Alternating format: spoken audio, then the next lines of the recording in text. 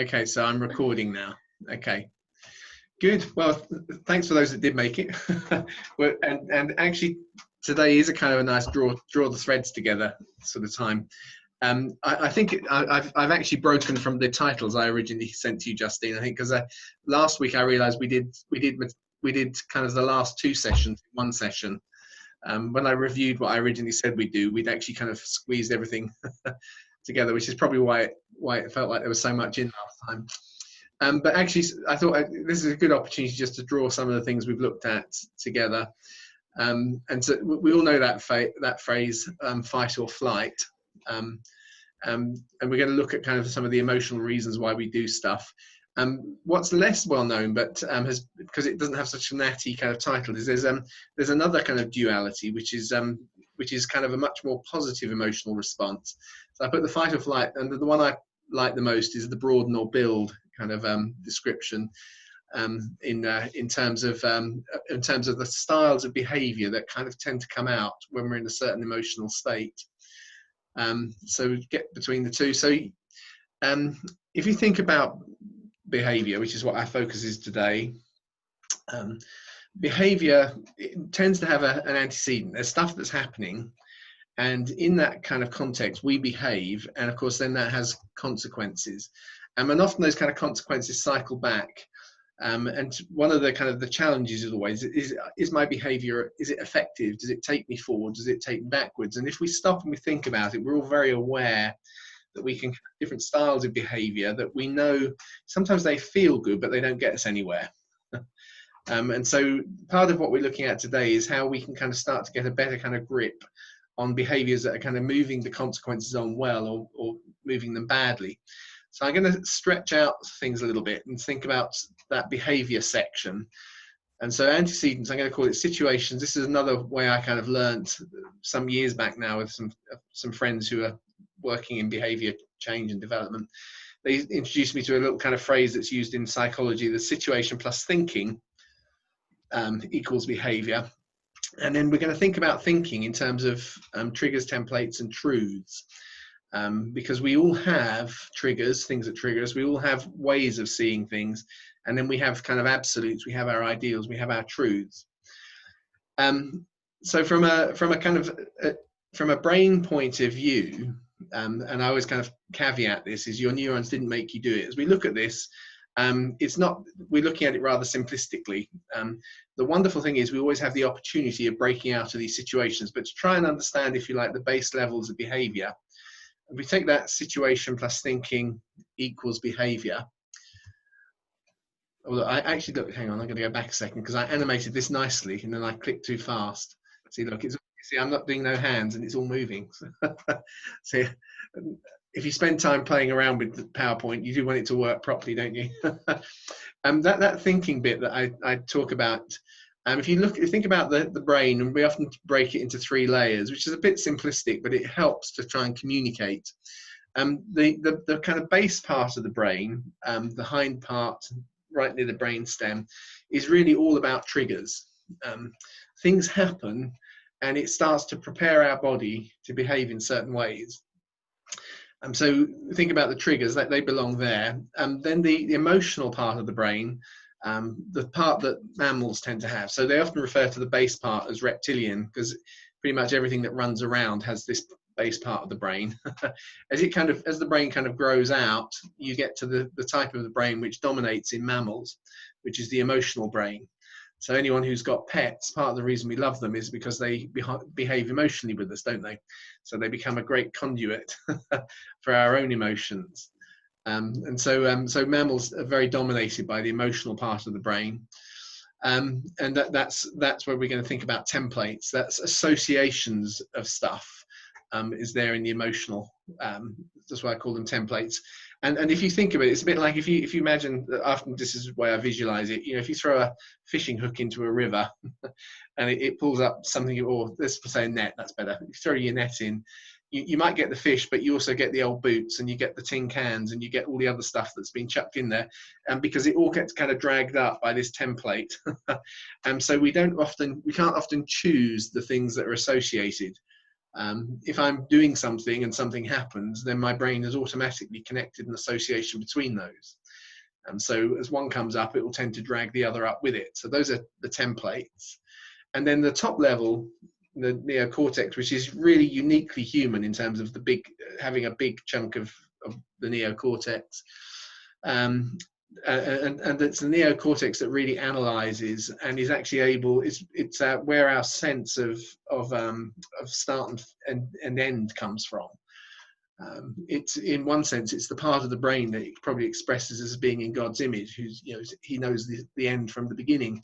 Actually, that whole idea of I started here and I got there and things changed in between is really part of that bigger analysis. My pet dogs, they've got a vague sense of that, but really it's what's happening right now that matters to them. If they're eating something that's tasty, they're happy. They're not thinking to themselves, yes, but I've lost my job and in a week's time I'm not going to be able to eat this. That's a very uniquely human thing, and the neocortex does that. And so that actually provides truths, and the three things kind of interact and they produce behaviors in us.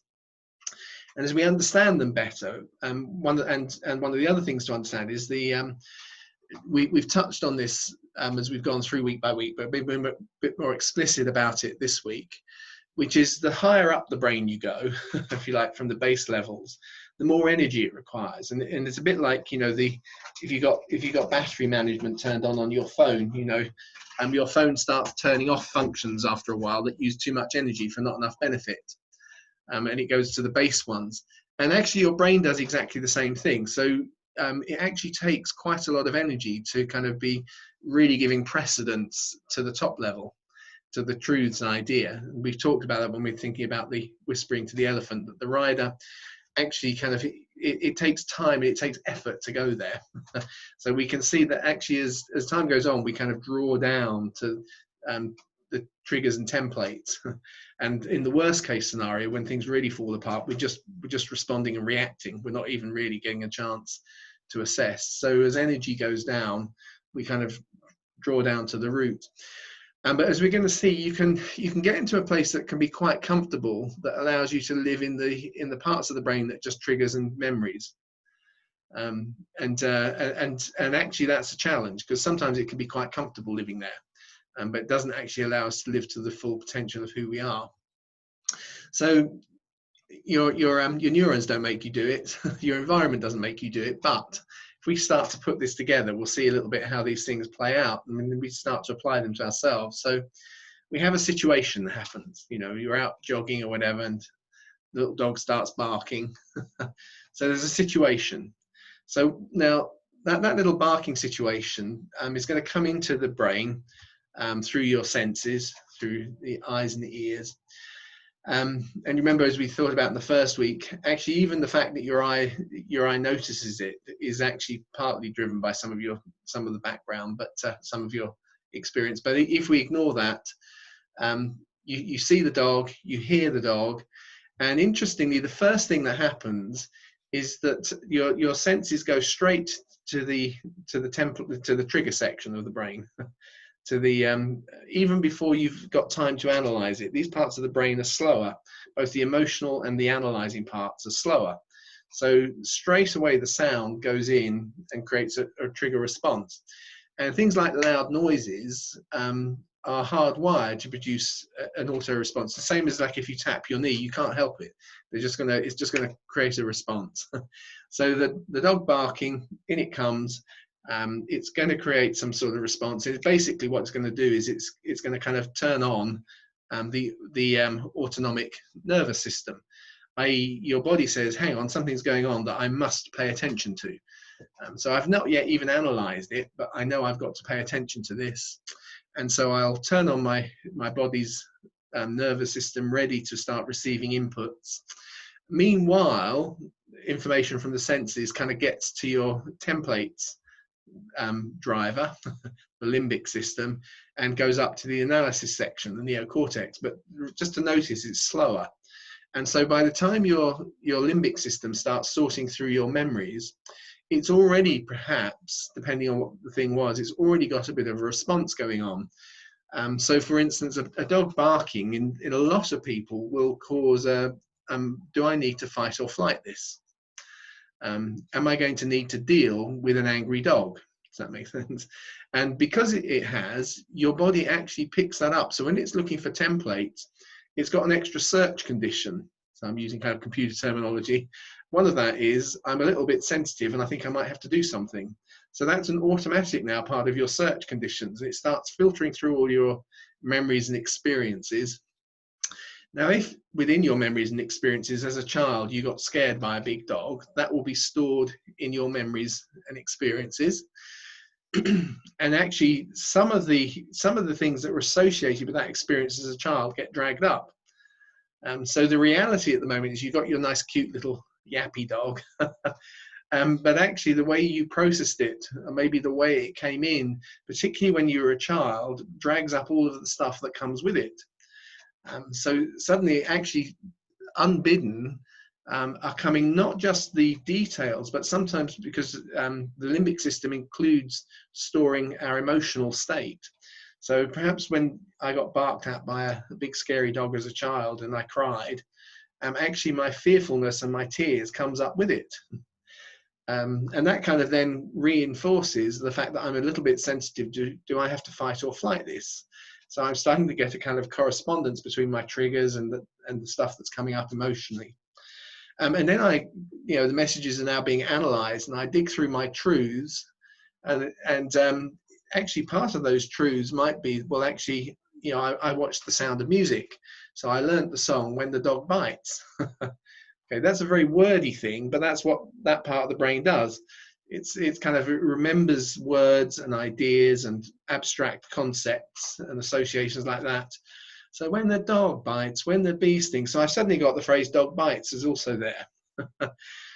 So now, of course, what's happening, the trigger is, there is a kind of a feedback between all these different parts. I'll show you, there you go, there's Julie Andrews giving me the fact that dogs bite. But actually the brain talks to itself as well. So the fact that dogs bite also gets down and actually creates a trigger. So actually my trigger is saying, do you know, I really do need to do something about this.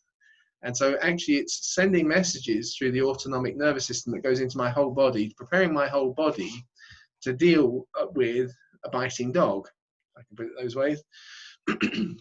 And if, of course, if I have been scared by a dog as a child, that memory's come up. So they're all interplaying, you see.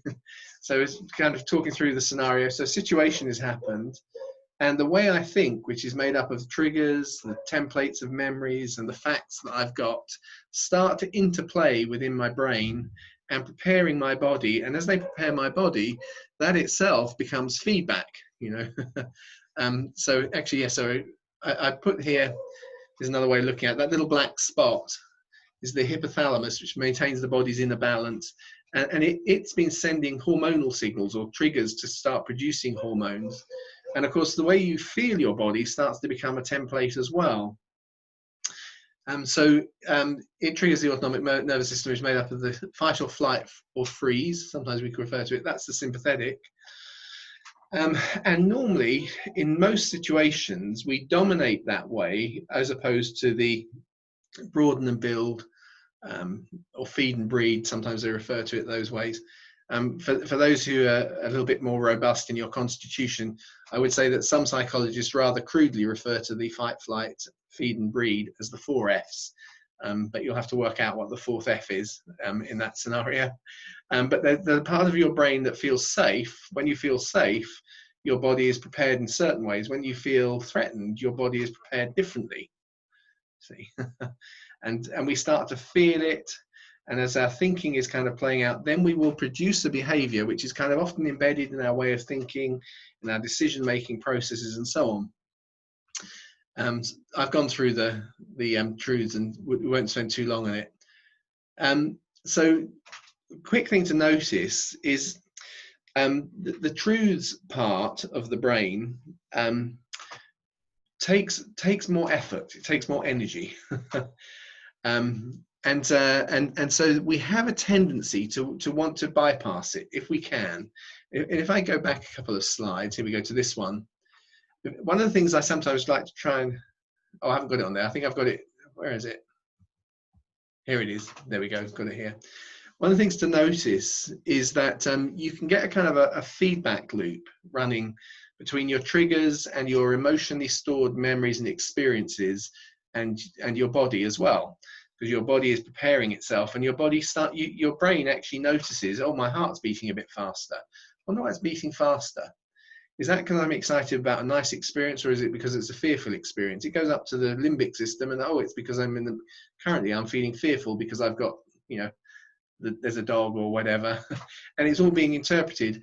And it's quite possible to kind of get stuck in a sort of cycle that is totally bypassing the analytical part of the brain, which is why sometimes people add the word freeze to fight or flight.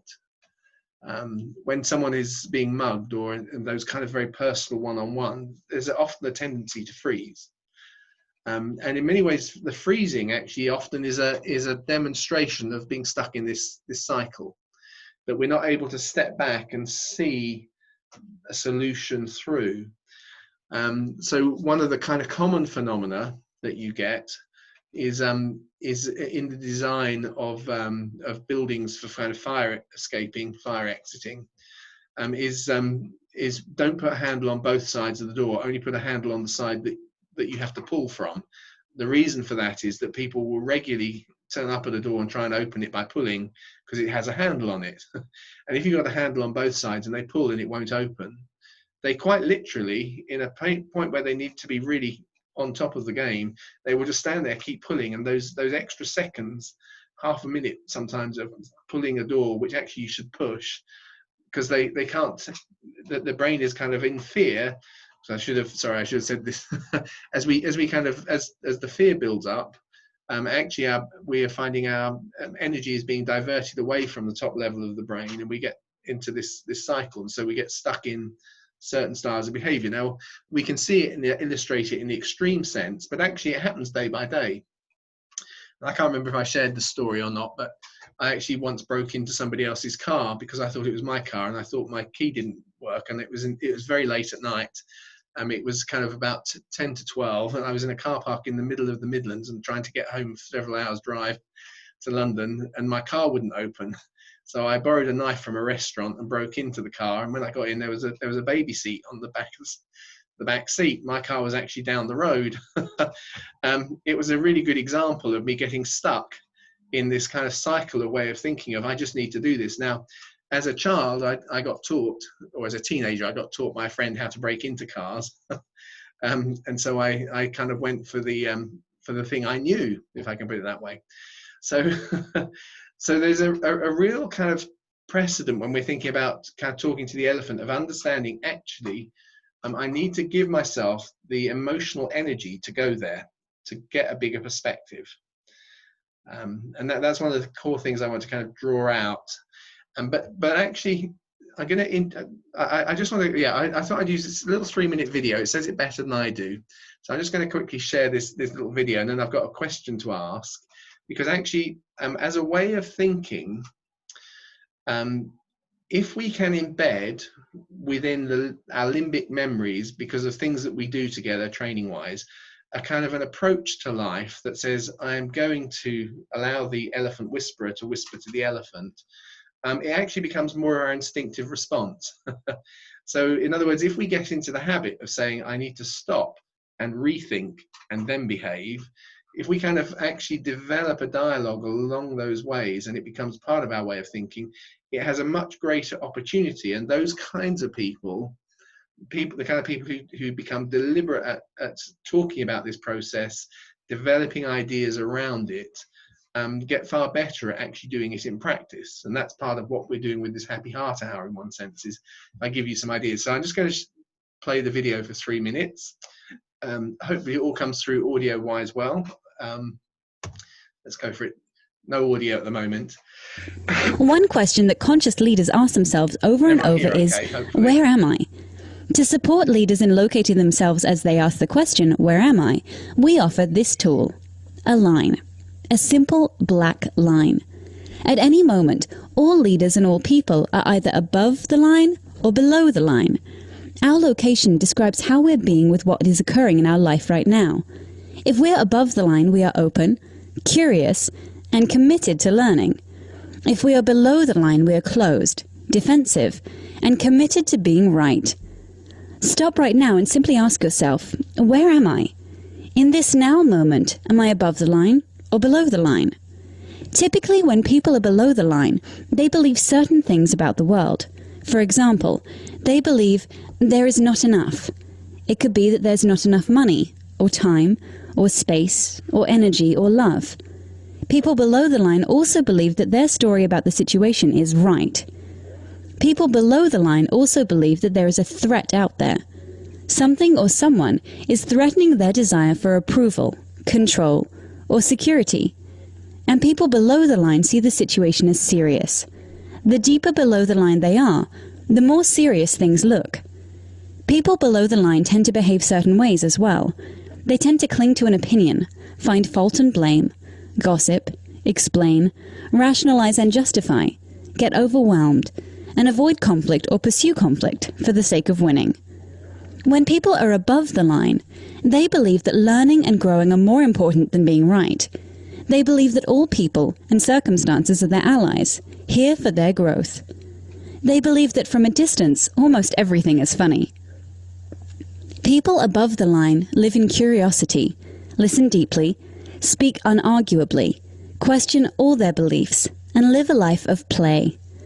Now, knowing what you know about being above or below the line, where are you? One thing to know as you consider this question: we are hardwired to go below the line. Literally, our brain is programmed to perceive threat, and when it does, a chemical cocktail courses through our veins, and we go below the line. This reaction was designed to help us survive in the presence of a real threat to our physical survival. An issue for modern-day leaders is that often our brains can't tell the difference between a threat to our physical survival and a threat to our ego or identity. We react and get defensive when we experience a threat to our ego. So in many ways, being below the line is natural and normal. But when we are below the line, we're not in a state, literally brain state, of high creativity, collaboration, innovation, and relational connection. We're simply trying to survive. Leaders today can't thrive if they're in survival mode. So the first activity of conscious leadership is location, location, location. In this now moment, where am I? Telling ourselves and others the truth about our current location begins the great conversation. Okay, so you'll notice we use this video in leadership training development type scenarios, but having said that, let me just move the thing on. Having said that, when you coach for what I call natural leadership as opposed to positional leadership, all natural leadership starts with self-leadership. So if you kind of take that idea that natural leadership, which comes out of the person, is always a reflection of the fact that the person has taken self-leadership. Actually, then self-leadership is something that's appropriate to everybody, whether they feel like they're top of an organization or they've got people they have to lead anyway.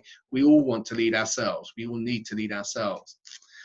And the question they pose at the end is that what you find is right at the foundational level, there's a kind of question, which is the where am I? And they use this little paradigm of above and below the line. And it's kind of like a modern parable. It's a technique for asking yourself a question, because if you think about the parts of the brain we were looking at, remember I was saying those higher levels of the brain actually that require more energy. In many ways, they are when we're above the line, we're operating at that level. We're giving proper voice to the elephant whisperer. He's got the ability, he's got the elephant's ear open, and he's able to speak into it. And that, in many ways, that kind of typifies what does it mean to be above the line. But actually, we can use it very, very well to kind of start to analyze some of our behaviors. And am I actually living out of response and reaction, or am I being proactive? Am I being responsive rather than just reactive? I think, if you kind of think in those kind of basic levels of that reptilian brain at the very base level, it's all about triggers. You kind of move up into the emotional brain, the kind of the access between that, and then through to the rational brain at the front. The kind of the early phase is very dominated by the protective kind of approach, so a fight or flight and so on. And it's actually as we kind of move into the higher levels that it's more the connective side, which is why they sometimes use that phrase broaden and build. I'm going to broaden, I'm going to build. It's much more to do with those around me. So moving from the lower to the higher actually allows us to be more pro-social, if I can put it those ways. And so that's we move from the me to the we. Is another way of putting it. I want to give you a little tool which I actually genuinely use quite a lot on a personal level. I may not be as formal as I'm going to introduce it to you now, but we're going to take that idea of am I above or below the line? Am I able to see with that kind of higher rational perspective? Have I got enough emotional energy to really live out of the best version of me, or am I just going down to my instinct and often kind of reactive behaviors?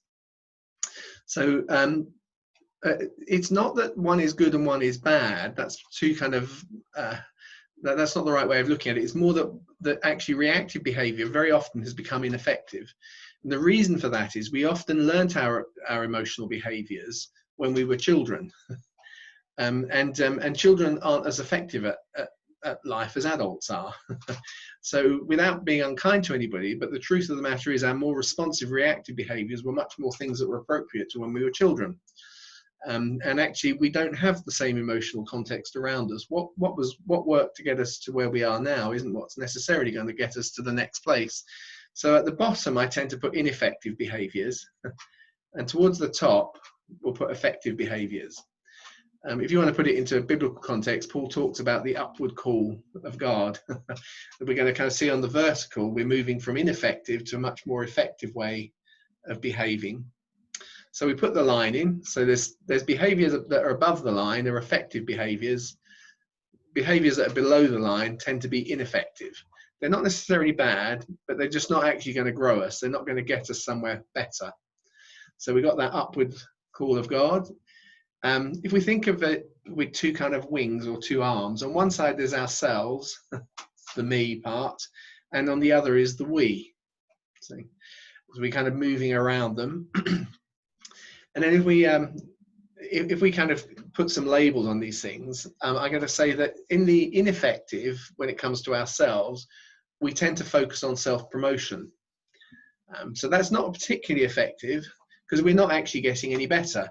We're just telling people that we're better. Does that make sense? So that's not that effective with ourselves. With others, we tend to self-protect. So we self-protect ourselves from the others. We self-promote ourselves. As we kind of move up to the top, actually with ourselves, if we're more above the line, then our behaviors are actually allowing us to grow and develop. We saw in that video all those things about curiosity and growth mentality and so on. So we put those develop me at the top. And then in the broadest sense, we also want to take people with us. And of course, speaking to a group that as a church kind of community, very often we're very concerned about, when our best selves, concerned about growing of everyone around us. So we look to develop we. So I've got that, so different kind of quadrants. And so, sorry, what I should say, I actually would sometimes stream these out. I wouldn't write everything in these things. I'm giving you a lot of detail, but it's a simple kind of little grid. So how am I behaving right now? So I'm going to put a line in. Am I above the line or below the line? Am I focused on myself or am I focused on others? Am I self-protecting? Am I self-promoting? Am I developing me? Am I developing we? It's kind of the framework. And you think about what we've done in the last few weeks. So I put them quite close on the line because they don't exactly sit one place or the other, but that endorphin, which deals with pain, is often kind of, you find, tends towards behaviors that are about self-protecting. And dopamine, which feels good, is often kind of tending towards my self-promotion rather than self-protection. So you know, if I've just made a particularly good sarcastic comment to somebody that shows that I'm superior to them, that can actually feel good to me. I can get a little dopamine hit from that. Does that make sense? So what we're seeing is that tending to be below the line, we're often finding you've got behaviors that are helped by those kind of hormonal responses of endorphin and dopamine. One is actually about self-protection. One is about self-promotion. And don't worry, I'll try and make this clearer by giving you real examples of real behavior. As we kind of hit the line, is that opportunity where we hit some of the things we've looked at in the last weeks, like the serotonin driving. Remember, we're talking about how serotonin either comes from social dominance or from social status. Actually, as I develop myself, I will feel better about myself with others. So actually, my social status, my sense of social status is going up. So I can get a good serotonin hit that way, but I could do it by dominance. So I don't put it always above the line, but it's kind of on the line. It gives me an option. If I'm purely driven by dopamine and endorphin, I'm never really going to go above the line. When it comes to something like the serotonin and with the oxytocin, it gives me a choice. So I want to get myself to those places where I'm feeling that the emotional response from the hormones flowing through my body of actually, do you know, I feel proud of myself right now. Not arrogant pride, but actually I've done something good. So my social status is going up. And actually it's not just me saying what a great guy I am. It's actually I am growing. I'm growing in this. So oxytocin on the other side. And they put the fight, flight, broaden or build and broaden, if you can think of it in those ways. So I've created this little kind of grid. And from a kind of Christian flavor point of view, you can say actually each corner of this grid has a kind of has a flavor driven by a nice biblical emotion or biblical virtue, I should say. There's fear and pride. Fear, one side, fear, self-protecting. That's why I might flight. Pride, which says actually, no, do you know what? I don't need to flight. I can fight it. But actually, perfect love casts out all fear. As we move from one to the other, we actually move not from hate to fear. We actually move from fear into love. I put that on when we think about how we deal with others. And similarly, pride gives way to humility, which is not saying I'm rubbish. It's actually saying I recognize both my strengths and my weaknesses. Or meekness is another way of putting it.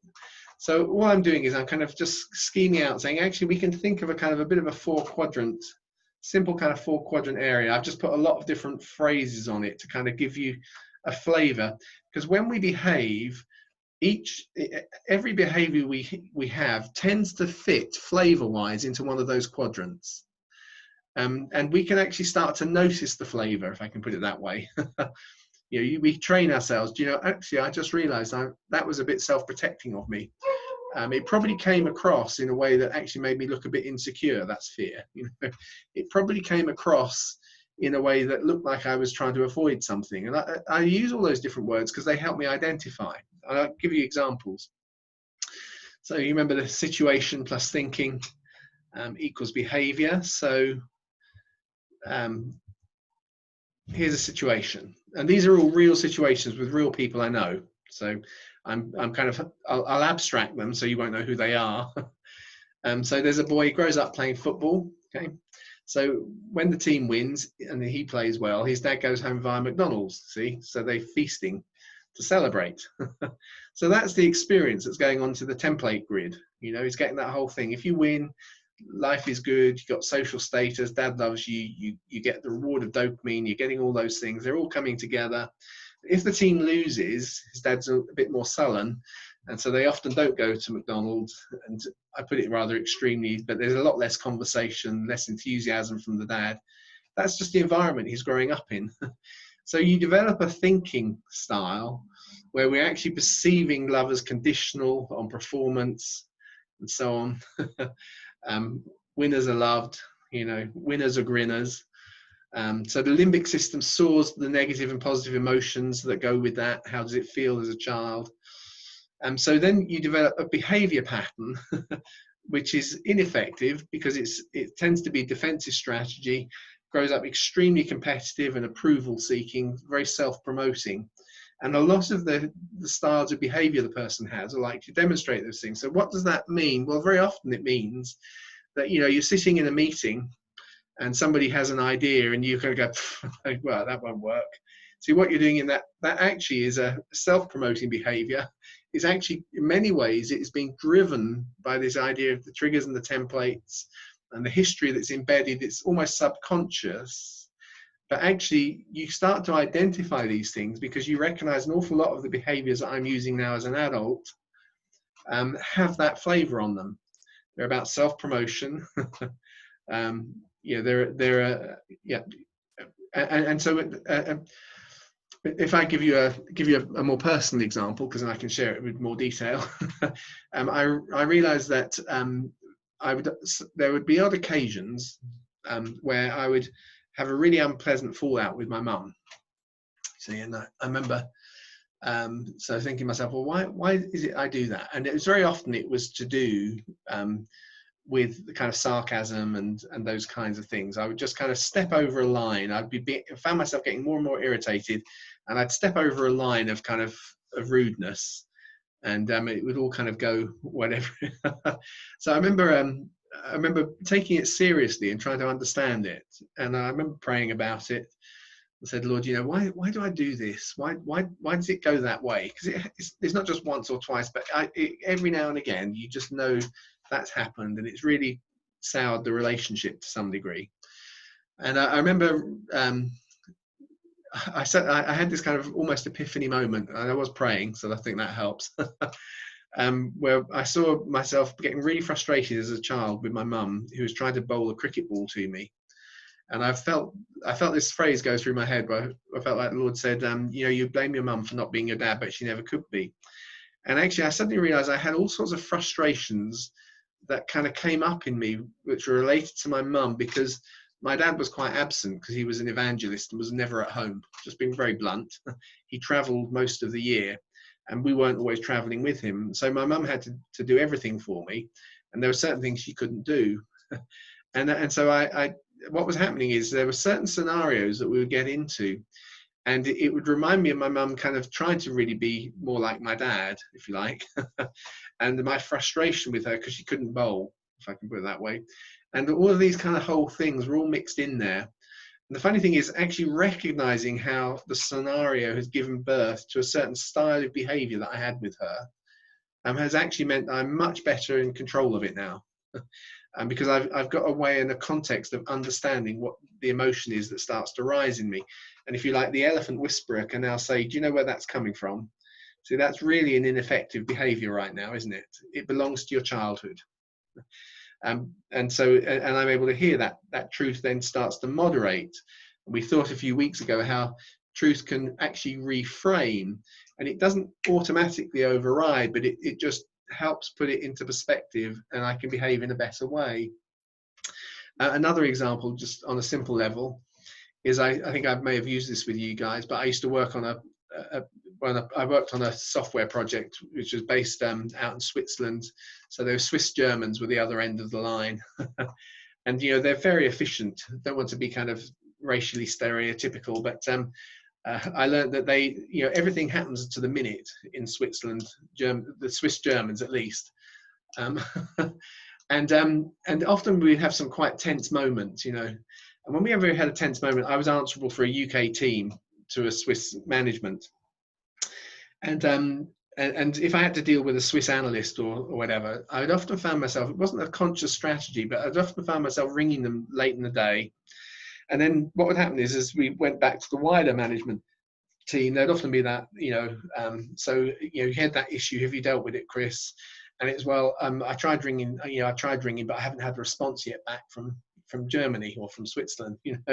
So what was actually happening was I had subconsciously developed a procrastinating behavior that was really about me avoiding. Can you see that? I'm avoiding dealing with the issue because they're a bit scary. So that word avoiding, that sits in that self-protecting. I was actually developing a protective behavior. So procrastination, which we might not think, why do I procrastinate? Actually is often a protective behavior. I couldn't do anything. I've done this so far, but I haven't had the response yet. So I haven't had to make the difficult decision, you see. So what I'm doing is I'm trying to say, you start to see those things. You start to go, okay, that's where it sits. That style of behavior is really about me self-protecting. It's not good in my, because actually it means that now I'm setting up an us and them, because actually the Swiss German team are now the enemy.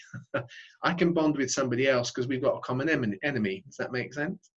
So you're kind of actually I can therefore put that behavior, that habit I have to push off difficult phone calls, actually that is a style of behavior, that is a behavior pattern that I have developed that clearly sits in my self-protective mode. Actually, it's below the line. Now, how do I get above that? Yeah, that's the question. Or if I run through, actually, I've got another scenario on here, I think. Oh yeah, so I put, so some of the things that person I was talking about with the football situation, he would often take credit for stuff that wasn't to do with him.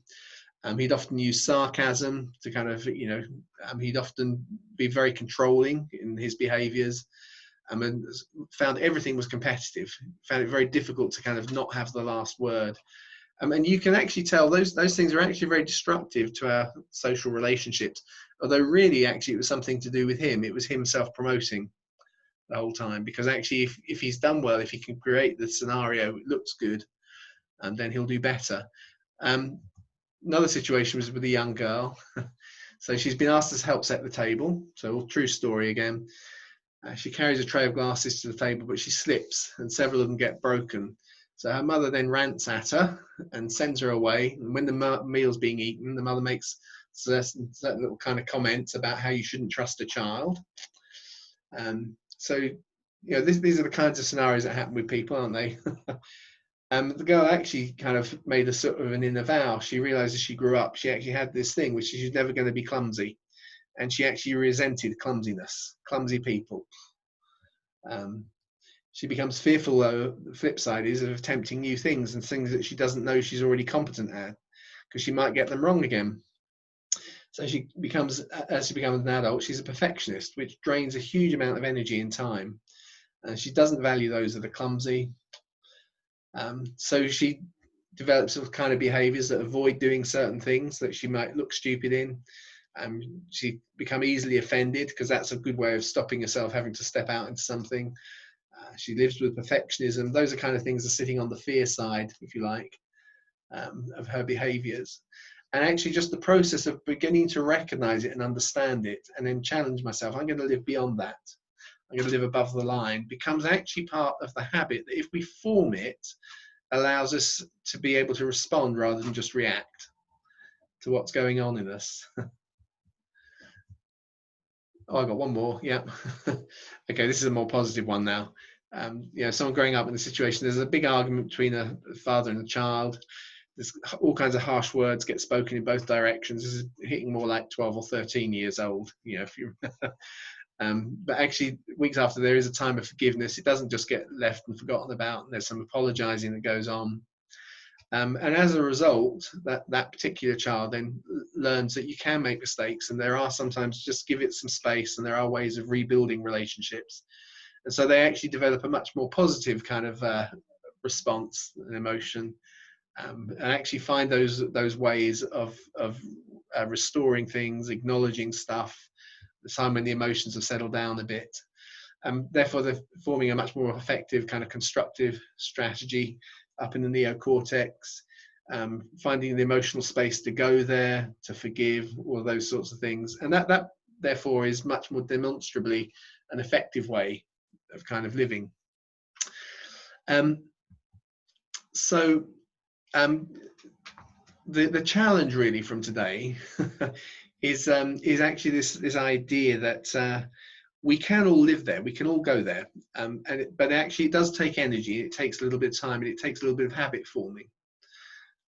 And so I've given this kind of little grid, and probably what we can do, Justine, is I'll email you a copy of the little diagram if people are interested. So we can give a link to the video recording, and if you want to kind of play around with this yourself. But actually, I use that little grid for analyzing my responses in certain situations. I try and understand them. I try and say, what was going on there? Was I actually being helpful? Was I expressing love, or was I expressing fear? Was I expressing pride, or is it actually genuine humility? Which again is not being it's not pushing yourself down. It's just recognizing your limitations, both what you're good and what you're not so good at. And as I kind of see those things, I can see, oh, that's actually a little bit below the line. So how do I get above the line? How do I find the emotional energy to go from this below the line ineffective behavior to a more above the line behavior? Now, if I'm going to do that, I need to find the ways of releasing the top part of my brain. And one of the ways, the Holy Spirit is very good at doing this. I find actually just trying to turn my face and find the Lord actually kind of does genuinely releases your way of thinking. You know, we find ourselves with more places of forgiveness and so on in those situations. So if you're going to put the things into practice to kind of reframe what we've thought about, S plus T equals B, not just situation plus thinking equals behavior, but actually, can I stop and slow down? So I have that frame. Sometimes I just need to stop. You know, had I just stopped for a second when I thought I couldn't get into my car and I was in the middle of nowhere and it was 2 hours from home, if I'd stopped rather than kept on trying, I'd have noticed that just a little bit further down the road was where I'd actually parked. same make and model as mine. I probably would have seen it. Just slow things down a little bit. Actually, let's put this in perspective. Let's not allow myself to catastrophize. I'm not going to be stuck in the middle of nowhere forever and ever. I just got to work my way through, slow down. I'm more likely to see the bigger scenario, but maybe as well, similarly, okay, so-and-so, I could just about lash out at them right now. But actually, I stop and think to myself, well, I don't know what happened to them yesterday. There might be a bigger scenario. There might not, but maybe there is. I stop and I slow down, try and find the inner place of inner peace. Now, how do you do that? We'll talk about that in a second as we finish. I'm going to think deeper about the situation. And actually, as I do all of those things, it will produce probably better behavior. So how do I slow down? How do I think deeper? We've touched on a couple of things as we've run through a lot of the material the last few weeks, but actually just slowing my breathing down is very good. Kind of taking a handful, it doesn't have to be huge numbers, but actually it's a kind of a cliche, but it does work. Just kind of not short breaths, but slower breaths. And actually as you take slower breaths, and actually to try and think of those scenarios where in the past you have been, so if I take the situation, some of the situations I explained to you, recognizing those situations and having learnt to deal with them in myself reminds me that actually I don't have to live stuck in those constraints. So the situation might have nothing to do with me procrastinating about making difficult phone calls, but actually as I slow myself down, I remind myself of the little victories. Or another thing is just to remind myself of the good things that are going on in life. And as I do all of those kinds of things, actually what starts to happen is the shift from the sympathetic, which is fight or flight. What actually now is happening is I'm at the same time, that's still there, but I'm turning on the broaden or build system, because you can have them both. It's not kind of that it swings one way or another. It's actually how level are they, and they can both go up, both go down, which is why we were thinking a few weeks ago, if I frame things I'm fearful of and try and frame them as being excitement, I'm not taking away the fear, but by bringing up the broaden and build system and seeing the excitement possibility, I actually can deal with it in much more effective and successful way. You see, so as I start, so if I can stop and slow down, so I can do that by breathing, turning my attention to things that actually make me feel positive, and actually feel encouraged and feel secure, and I focus on those. It doesn't necessarily take away the angst, because it doesn't, but it's bringing up this other level, and it's allowing me to see with a wider perspective. As I see a wider perspective, I might realize that so-and-so is behaving really badly today, but they weren't like that yesterday. I wonder if something's gone on. You know, I can now see that, and I can feel it, and I can actually take that into account in my thinking. And it's often easy to say, oh well, as Christians we're all supposed to do that anyway, aren't we? But often what happens is, sometimes in church situations, is we know, for instance, we're supposed to forgive each other. So because we're supposed to forgive, so-and-so has really hurt me, but I've got to forgive. So have you forgiven? Yes, I've forgiven them. Actually, all we're doing is we're repressing the emotional feeling, rather than actually kind of allowing it to open up and kind of be put into context and perspective. So in actual fact, if you're really going to forgive someone, sometimes we have to kind of give space to actually explore all of the possibilities, both the negative and the positive, and then allow it to settle into its right place. And that's a much healthier form of forgiveness than just, if I feel pressured because I'm in church and I know I'm supposed to forgive, and so-and-so has just done this, you know. And I don't want to be unkind of what, because you can have some quite severe things where accidental behaviors have quite big consequences. But we're told, well, you must forgive, and it's got to be done quickly. So instead of really forgiving, we just con ourselves that we've forgiven, if I can put it that way. Much better if we can slow things down, allow the kind of that positive perspective to come in place, allow the Spirit to kind of do what he needs to do in us, and so on and so forth. So I suppose what I'm saying is, yes, we all know what we're supposed to do, but to really do it, we often need to give space, and we need to give that space. So we're going to stop, slow down, we're going to think deeper about those things. And without saying what it will be, we will almost inevitably find that we behave better. And that better isn't just moral, it actually is more effective. Remember, on that grid we put ineffective at the bottom, it's more effective on the top. It may not always be perfect, but it will be better and more effective than if we just allowed ourselves to live below the line in that reactive level, out of our experiences and our templates, our triggers and truths. So that really was my kind of trying to sum up things today. was in one sense not to say anything that people don't sort of know, but just to give you a little bit of the kind of the background of what's going on in who you are. If you can see the fact that actually that top level, which is the part of our brain that makes us uniquely human and makes us more in the image of God, does require space and energy and encouragement to go to. So we have to spend time to give ourselves that space and time and encouragement to get there, which often means we have to think a bit slower, and allow our perspective to be stretched. So those are my final practices. I think we've taken our hour just about. Does anyone want to ask any questions or make any comments at this stage?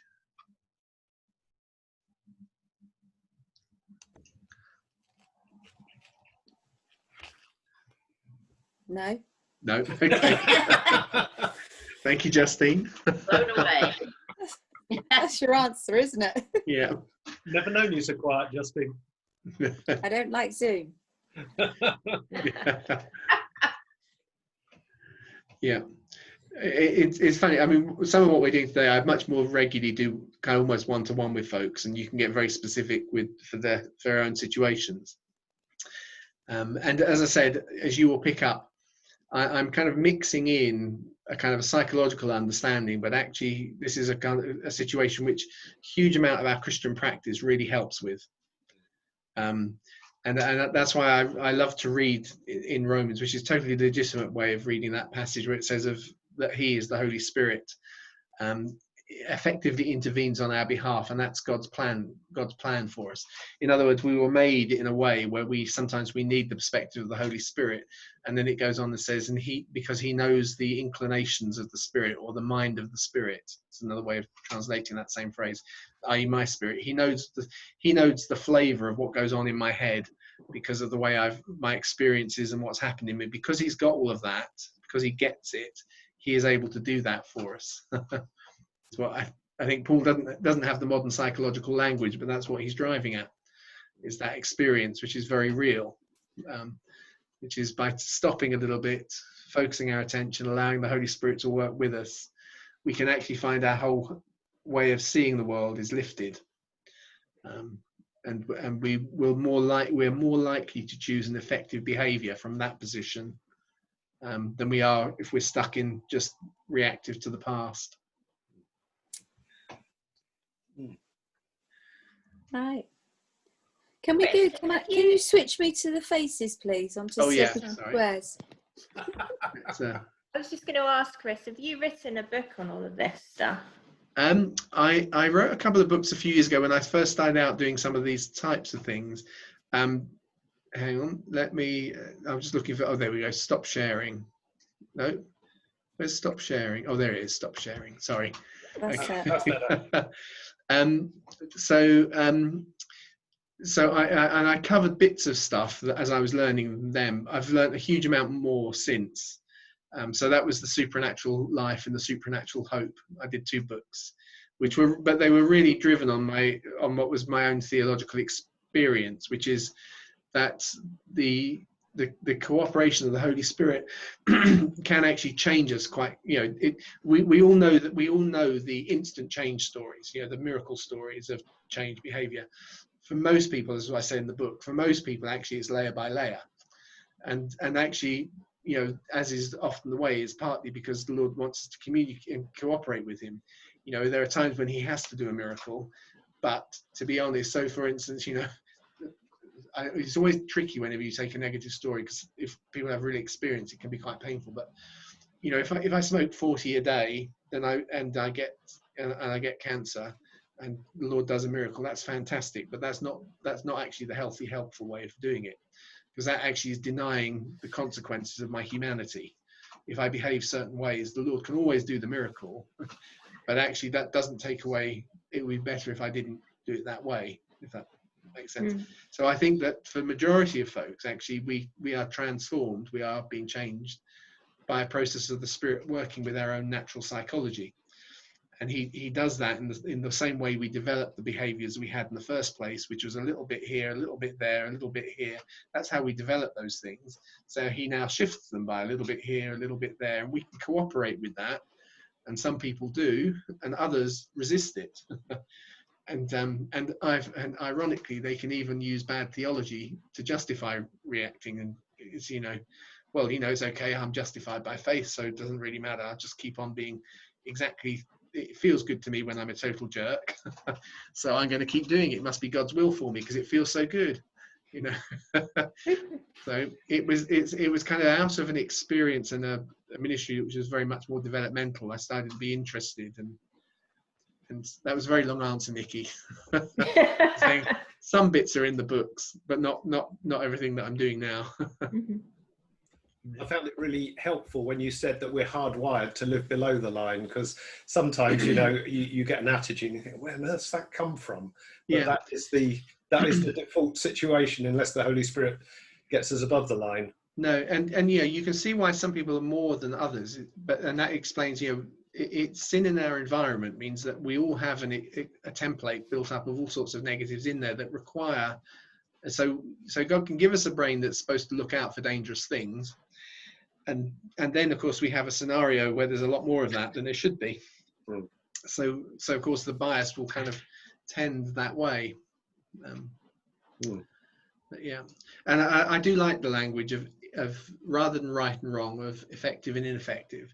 And because particularly with in a secular context, you can say that to people. You know, you can say, actually, is this behaviour effective in terms of your long-term goals? And you know.